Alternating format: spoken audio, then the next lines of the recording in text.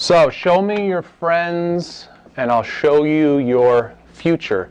That's the idea here, okay? And all that simply means is that you are the average of the 5 closest people in your life. All right, so whoever the 5 closest people are to you. I don't have friends, I have acquaintances. I didn't say friends. Listen to what I'm saying. The 5 closest people in your life. That could be family members, that could be friends. Hell, it could be a teacher. It could be somebody you work with. Are they people? I mean, I talked to my boy and said Are they people? no. Okay. All right. So the 5 closest people in your life, you are the average, for the most part. Big chunks. You are the average of those people. And I think it's important from time to time, maybe once a year or twice a year, to actually take stock of who they are. So you have a piece of paper in front of you right now. Just list on this paper. Now, I'm not going to see this paper, so you don't have to write any specific names or their full name or anything like that. And I'm not going to see it, so you don't have to worry about it. Just write the 5 closest people to you in your life right now. Whether they're friends, family, whatever they are, just list the 5 closest people to you in your life.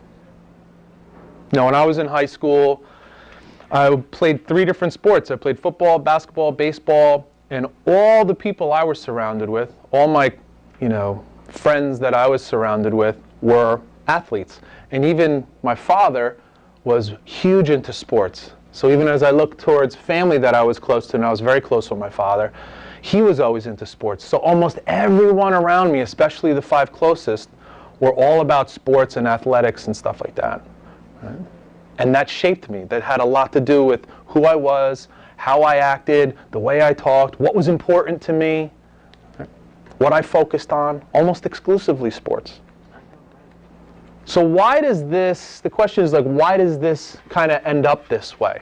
Why do we have these 5 people, these 5 closest people affecting us so much? Or how does it come to be that these 5 people are even the ones that are affecting us the most?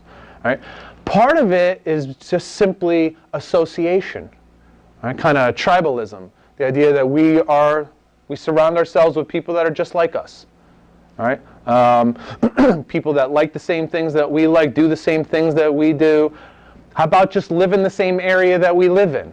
I'm sure, most likely, one of the 5 people, or none of the 5 people, live in, say, Texas or California. Because they're not close enough to be close enough, okay? They're not close enough to be one of the 5 to have that much of an effect. So they're not part of that paradigm, right? So even just proximity, where do they live in comparison to you, is going to have an effect on who those 5 are. Part of it is simply comfort. I know who they are. It's been this way for a long time. I'm not looking to make any changes. There's an old saying that goes, the devil I know is better than the devil I don't know. And all that simply means in relation to this is, Mr. Adams here may not be the best person in the world, but at least I know who he is. He's one of my 5. He's not always acting right. He's not helping me out. Sometimes he takes me down, but I know who he is. And I know how to work with him, and that's okay. All right? Does that make sense? Right? We know we have some people in our lives that are like that. And if I were to get rid of Mr. Adams as a friend and pick someone else up, I don't know how that goes. That may not go the way I want it to go. So at least with Blake, I know what I got. It may not be great, but I know how to work with that. Okay? So that's 2 of the reasons that we end up with these particular 5. We should always be evaluating these 5 and thinking, is this who I want to be? Are these 5 people taking me where I want to go? Are they making me who I want to be? Are they molding me? Are they a part of me and that's who I want to be? You need to evaluate that. You need to consider who you want to be, and are they helping you get there? That doesn't mean if they're not, or if any of them aren't, we just drop them all. I'm certainly not saying that at all. I'm saying you may want to consider who you're surrounding yourself with. That's all. I have 2 different sets of friends. I have, obviously, as a teacher, I have some friends that are teachers. And then on another group I have are all more business-oriented, entrepreneur-minded people. My teacher friends, there's one thing I can tell you about most teachers, and I don't think of it as a knock, I just think of it as the truth. They're not the most ambitious lot in the world. They're not looking to advance in life. They're fine right where they are. And this is a good thing when it comes to teachers. We don't want all our teachers trying to climb the corporate ladder. We want them to stay in their classrooms, get really good at what they do in their classrooms so that each year they come in with new skills and they're better at what they do in their room and with their students. If they were constantly shifting jobs, that they would never perfect their craft. So we don't want them necessarily to be the most ambitious people in the world. We want them to kind of settle in, but they settle in. They're here, this is good. I had a friend over the summer, I was making some videos for personal development stuff and getting stuff out there, looking for professional, public speaking jobs. He's like, why do you want to do that? Come on, man, we're off in the summer, this is nice, we're by his pool. This is nice, this is good, this is easy. Why do you want to do all that stuff? That's the teacher. I have these other friends who are constantly looking for opportunities, constantly reaching out and networking and seeing what's possible. I did a podcast on Saturday, this past Saturday, with Damiso Joshi. Some of you may know him from one of the middle schools. I forget where. He's now in Hamilton. He's part of a group called the Empowerment Perspective Group. They do similar stuff to this, but they're trying to branch out and network out and reach more people. They want to do it on a state level, on a national level, on an international level. They're not just settling for here. They want to do more. They're thinking about every time I'm around them, every single time I'm around them, my mind starts thinking of what's possible. You know, we could start doing this. Me and you, we could do this together, and the two of you can do this together. And if we all did this at the same place, it would be like this big conference. All these ideas get sparked and they start really becoming something. Over here, settle down.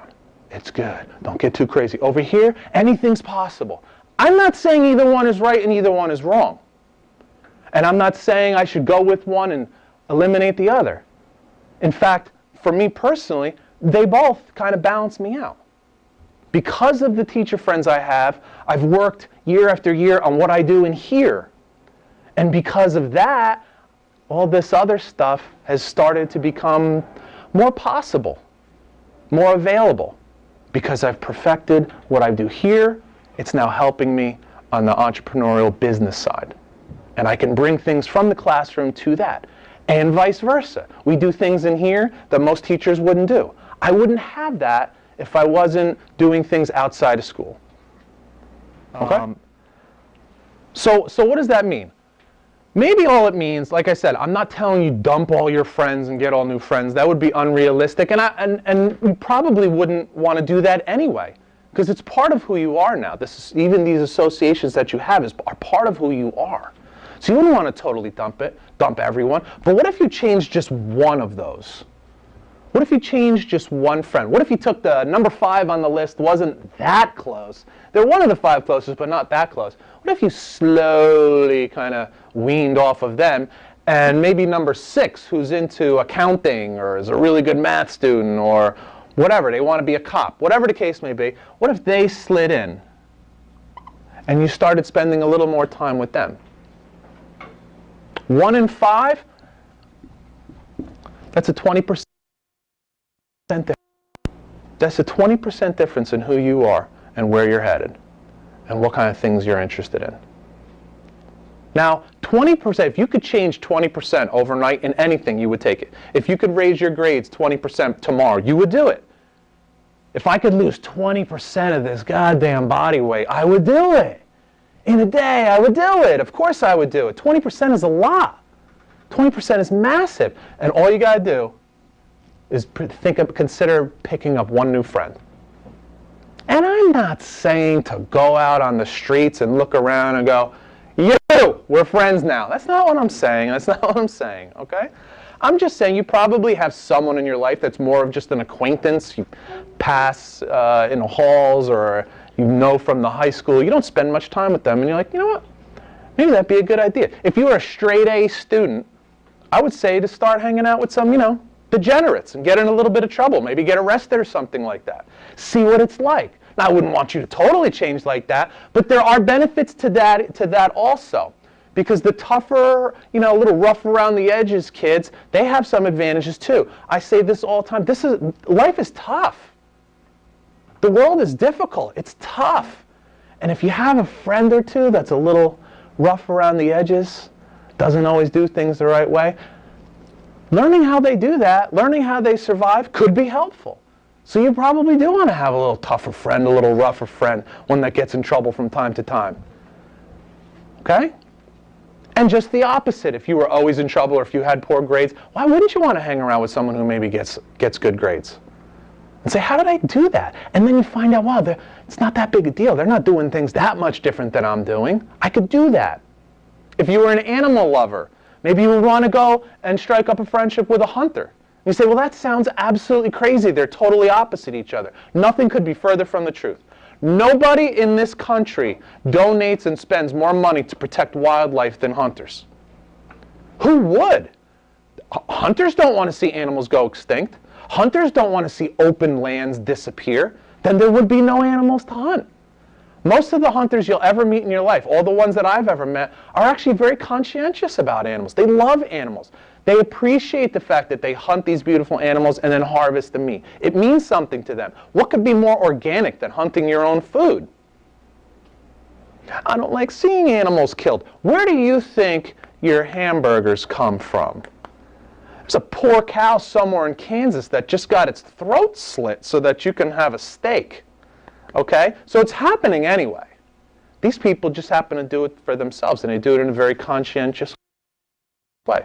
It doesn't sound so bad, it doesn't sound so evil, but the only way you could find that out is if you actually met someone that was like that, met someone that hunted. Okay, I have a friend who hunts, and I sit there and I ask him questions and I just listen and I'm like, wow, this guy cares about animals way more than I do. He cares about open land and clean air and clean water and streams way more than I do. In fact, he has a bigger effect on those things than I do. Only way I could know that is because I'm friends with him. It's the only way. I would never understand the idea of business or entrepreneurship if I didn't have people in my life that are into that thing. I would only know this quiet, easy, gentle life of being a teacher. I had a student who I thought would be a wonderful and absolute perfect gym teacher, perfect phys ed and health teacher. He had the leadership ability, he had the athletic ability, he was a strong personality, would do great in like a high school gymnasium, or even all the way down to elementary because he had that kind of personality. And we talked about it for a little while, and then he just kind of let it go. And I think he let it go because he couldn't picture in his mind what that would be like. And one of the reasons I think he couldn't picture it is because he had nobody around him who was thinking similar things. I can't help but think if he had one person in his life that was a teacher, or one person in his life that was thinking about going to college, even though that could be really difficult, that he might have considered it a little more. He might have had it been able to develop a picture in his head about what that would be like. So all I'm asking you to do here is be honest with yourself. Consider what I'm saying.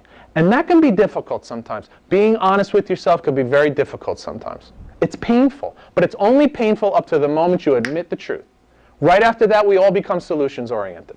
We start looking for solutions to these problems, and this one particular problem specifically. You say, I don't want to think about who my friends are. But the second you're honest and the second you do, you now start to consider, hey, maybe it would be kind of cool to introduce somebody else, to meet somebody else, to look at things just a little differently. 20% differently. And then you might really be able to find out who you want to be, what you want to do. Get a real honest idea of those things.